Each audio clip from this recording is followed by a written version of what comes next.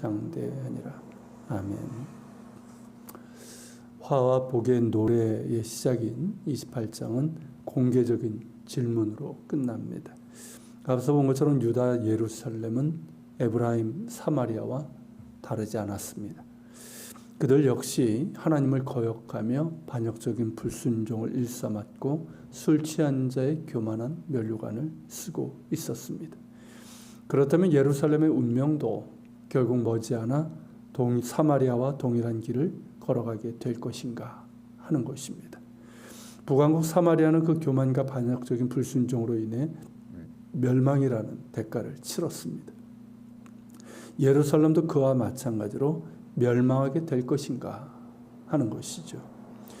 이에 대해서 이사야는 이번에는 지혜자와 같은 모습으로 두 가지 비유를 말합니다. 첫째 비유는 씨 뿌리는 것과 관련된 비유이고, 두 번째 비유는 거두는 것과 관련된 비유입니다.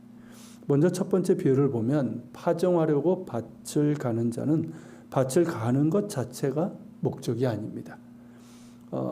그냥 쉬지 않고 가는 것으로 끝나지 않습니다.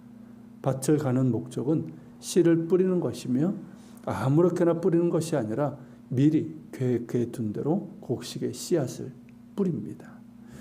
여기서 이제 소해양, 대해양 등이 나오는데, 소해양은 향신료 일종인 딜을 말하고 대해양은 큐민을 말합니다. 소맥은 밀이고 대맥은 보리이고 귀리는 우리가 알고 있는 귀리입니다. 이들 곡식의 씨앗들을 미리 계획해, 농부가 이 뿌리는 거는 굉장히 치밀하게 계획을 합니다. 그렇게 계획해 둔 대로 정해둔 곳에 심습니다. 농부는 그렇게 자신의 목적에 따라 밭을 갑니다. 두 번째, 거두는 것과 관련된 비유에서도 마찬가지인데, 곡식을 추수하여 탈곡할 때도 아무렇게나 하지 않는다는 것입니다.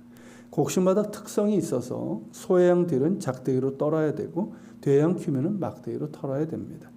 만일 이를 무시하고 소해양을 날카롭고 무거운 도랫개로 털거나 대해양을 수레바퀴로 굴려버리면 다 으깨져 망가져 버리고 맙니다. 곡식에 따라 맞는 도구로 탈곡을 해야 합니다. 그리고 어떤 곡식이든 탈곡은 하지만 그 나달이 바스러지지 않도록 해야 합니다. 그렇게 떨지는 않는 거죠. 껍질이 두꺼워서 수레바퀴로 굴리고 또 말갈굽을 쓰기도 하지만은 으깨지 않도록 주의해야 하는 것이죠. 이런 내용인데 이 비유들이 의미하는 바가 무엇일까요? 사마리아와 예루살렘의 운명은 어느 정도까지는 같을 것입니다. 그들 모두 하나님을 거역하고 반역적인 불순종으로 교만의 면류관을 썼기 때문입니다. 그러나 사마리아에 일어났던 일이 반드시 예루살렘에 그대로 일어나지는 않을 것입니다. 이는 농부가 각각 구별하여 씨를 뿌리고 거두어 다르게 탈곡하듯 하나님께서 그리 하실 것입니다. 이것이 이사야가 지혜자가 되어 전한 비유의 내용입니다. 유다 예루살렘이 사마리아처럼 아수르에 의해서 멸망하지 않고 살아남을 것이며, 후에 바벨론에 의해서 멸망하지만 70년 만에 다시 돌아오게 되는 것도 하나님의 경영임을 말씀하고 있습니다. 29절에서 그의 경영은 기묘하며라고 했는데, 하나님께서 계획하시고 이루어 가시는 방법은 인간의 지각과 지혜를 넘어서며 인간 세상과 다른 세계에 속한 초자연적인 것임을 가리키고 있습니다. 또한 그의 지혜 역시 광대하여 우리가 감히 헤아릴 수 없습니다. 이사야 55장 8절에서 말씀하시듯 하나님의 생각은 우리의 생각과 다르며 하나님의 길은 우리의 길과 다릅니다. 하늘이 땅보다 높음같이 하나님의 길은 우리의 길보다 높으며 하나님의 생각은 우리의 생각보다 높으십니다. 그러므로 겸손해야 할 것이고, 당시 유다 예루살렘의 지도자들에게는 이제라도 하나님께서 농부에게 가르쳐주신 지혜, 곧 맡겨주신 백성들과 사명을 잘 돌보고 때에 맞게 뿌리고 거둔 일에 충실할 것을 엄히 경고하시는 말씀이기도 합니다. 술 취한 자의 교만한 면류관을 쓰며 방자하게 행하고 하나님의 밭을 망가뜨리지 말고 겸손하고 최선을 다해 맡겨주신 사명을 잘 감당하라는 말씀입니다. 더불어 이 말씀은 우리 각자에게도 해당합니다. 우리를 향하신 하나님의 뜻은 선하십니다. 시편 117편 2절에서 이렇게 노래합니다. 우리에게 향하신 여호와의 인자심이 크고 진실하심이 영원함이로다. 할렐루야. 또한 예레미야 29장 11절에서 이렇게 말씀하십니다. 나 여호와가 말하노라. 너희를 향한 나의 생각은 내가 하나니 재앙이 아니라 곧 평안이요 너희 장래에 소망을 주려 하는 생각이라. 우리가 하나님의 생각과 그분의 길을 다 알 수는 없습니다. 앞서 본 이사야 55장 8절 말씀처럼 하나님의 생각은 우리의 생각보다 높으며 그분의 길은 우리의 길보다 높으십니다.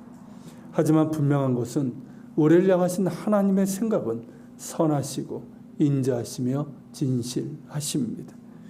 우리에게 재앙이 아니라 평안이요 장래의 소망을 주려 하시는 것이 하나님의 생각입니다. 그런 까닭에 우리에게 하나님을 향한 신뢰와 순종을 요청하시는 것입니다. 신명기 10장 11절 12절서부터 13절에서 이렇게 말씀하십니다. 이스라엘아 내 하나님 여호와께서 내게 요구하는 것이 무엇이냐? 곧 내 하나님 여호와를 경외하여 그의 모든 도를 행하고 그를 사랑하며 마음을 다하고 뜻을 다하여 내 하나님 여호와를 섬기고 내가 오늘 내 행복을 위하여 내게 명하는 여호와의 명령과 규례를 지킬 것이 아니냐. 당신의 본체요 독생자 예수 그리스도를 십자가에 내어주시기까지 우리를 사랑하시고 인자 진실함으로 우리를 위해서 일하시고 우리에게 평안과 장래의 소망을 주시고자 하시는 하나님께서 우리에게 원하시는 것입니다. 하나님을 사랑하는 것이며 하나님의 말씀에 순종하는 것입니다.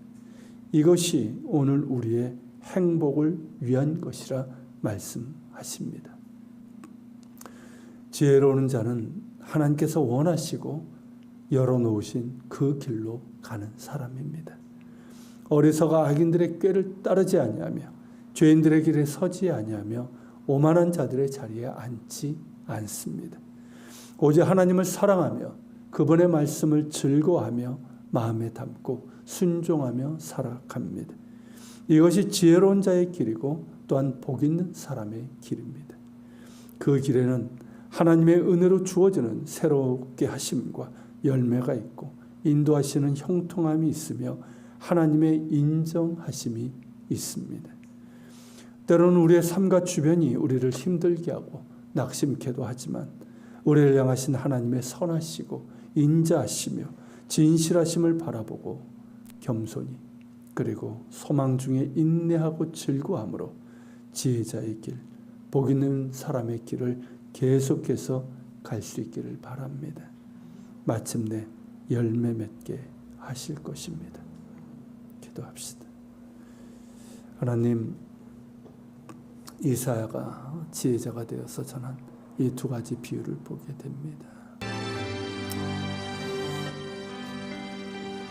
우리의 생각과 우리의 길과는 다른 하나님의 생각, 하나님의 길, 하나님의 경영이 어떠한지를 우리에게 말씀하고 있습니다.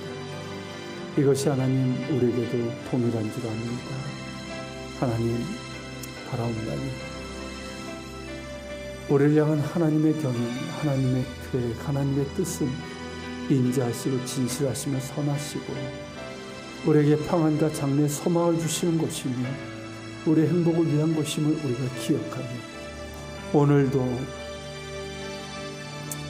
하나님을 신뢰하고 하나님을 사랑하며 순종하며 소망 중에 즐거워하고 또 인내하면서 하나님께서 원하시고 열어주신 그 길을 갈 수 있도록 붙들어 주시고 인도하여 주시옵소서.